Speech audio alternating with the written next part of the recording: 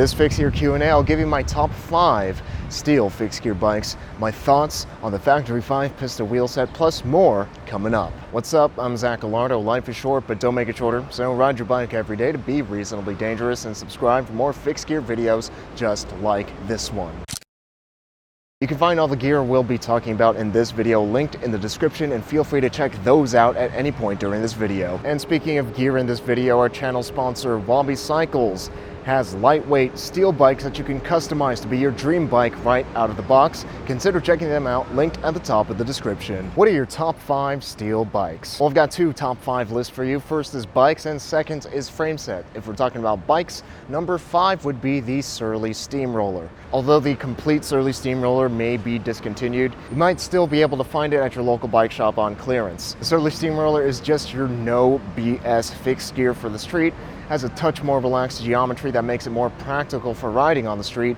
And of course, my favorite thing about it is that it can fit up to 38C tires, which makes it a really versatile bike. Number 4, of course, is the humble Kilo TT Pro. Still one of the best fixed gears that you can get if you're on a budget. Number 3 is the All City Big Block. The Big Block is spec'd with really simple but functional components, and they're put on a frame that is just flat out really cool and really badass, and has aggressive track geometry. And then number 2 and number 1 for me are Wabis. Number 2 is the Wabi Classic. The thing that separates Wabis is the Reynolds 725 steel that they're constructed out of. Their really lightweight tubing gives them a springy and lively ride quality that puts them in a league of their own. For me at least. Of course, they sponsored me, so take what I say with a grain of salt, but you can watch my reviews of Wabis before they sponsored me. They're the nicest bikes I've ever ridden. The Wabi Special, though, beats out the Wabi Classic. In my eyes, they both ride almost identically, but the fact that the Special has lugs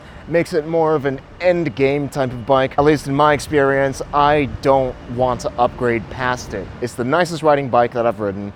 It's really my style, and the lugs add a level of craftsmanship, so that makes the Wabi Special number 1 complete steel fixed gear in my book. But the story changes a little bit if we're talking about frames and frame sets. At number 5 on my list is the Soma Rush. It takes heavy inspiration from Japanese bikes, but it has some nice touches that make it more practical for the streets, and it just looks awesome, all at a reasonable price. At number 4 is the EAI Bareknuckle and Toyo Godzilla. Unfortunately, these are discontinued. They're really simple and really solid track frame sets that everybody who rides one really loves. And number 3 is the Brothers Cycles R725. Unfortunately, this is also discontinued. Just another clean, high-end track bike that I really like. And at number 2 in my heart is the Wabi Special, lugged Reynolds 725 that you can get in custom colors starting at around $675 US. That seems like a solid deal to me. And number 1 for me are NJS bikes, particularly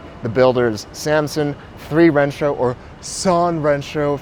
I'm American, it's 3 Rensho to me, and Bridgestone. Although they're really impractical for the street, and it's really difficult for me to find a 57 or 58 centimeter NJS bike, because Japanese riders tend to be compact and efficient just like their cars.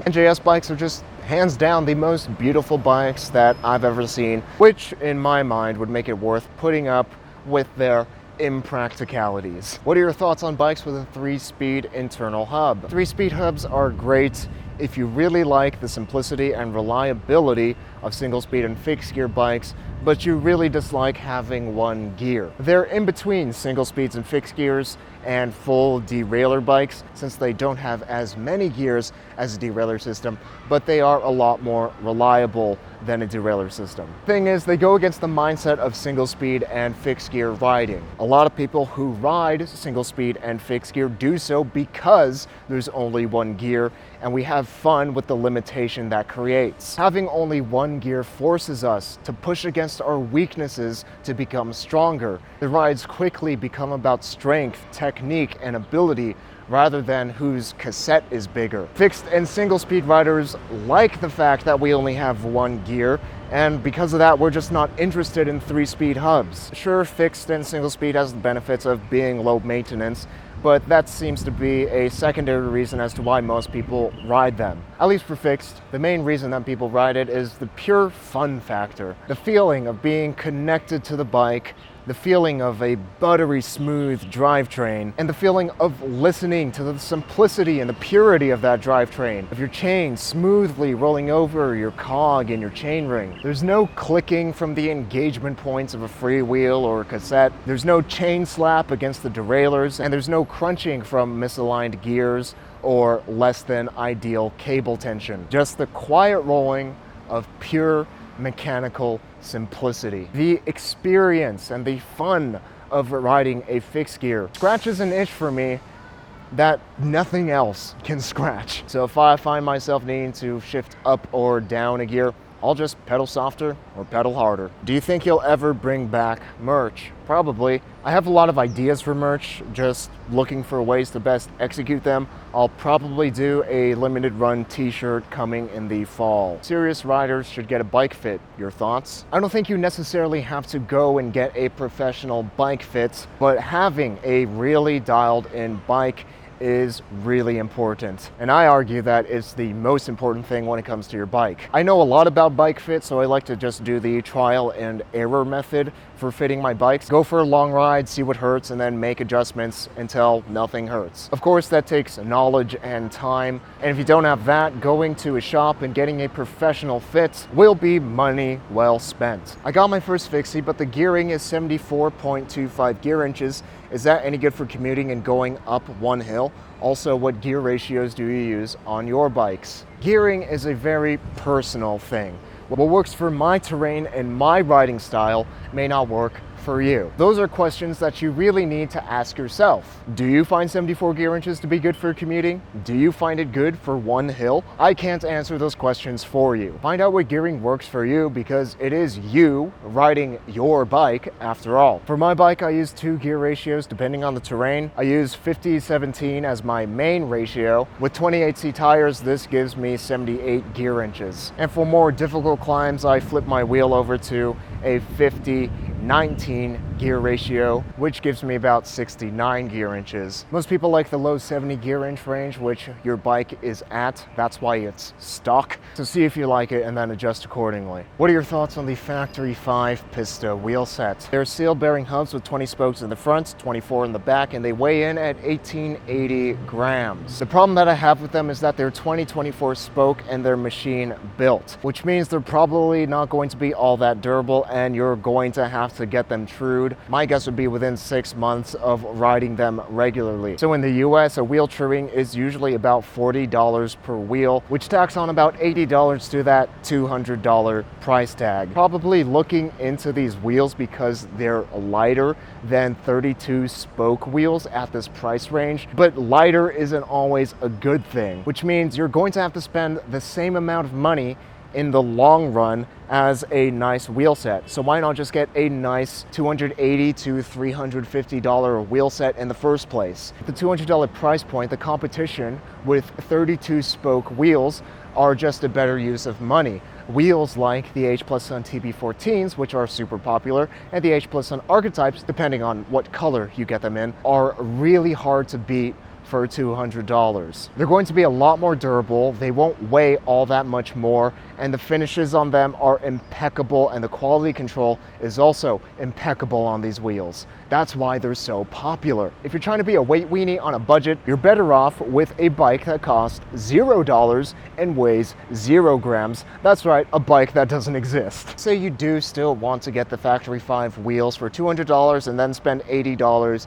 getting them hand tensioned down the line. So at $280, you're competing with a lot nicer wheel sets. The Wabi standard wheels are $295 and 32 spokes each. When all is said and done, the Wabi standard wheels are about the same price, 20 more spokes, making them a lot more durable and also hand tensioned. And the cherry on top, they weigh less than the Factory 5 wheels at 1,725 grams compared to the Factory 5's 1,880 grams. No brainer, the Wabi wheels are just better for the money. But if you can spend a little bit more money, at $350 are the Wabi Sub 15 wheels, still hand tensioned, but these have 20 and 24 spokes. But here's the kicker, they weigh 1,475 grams for the set.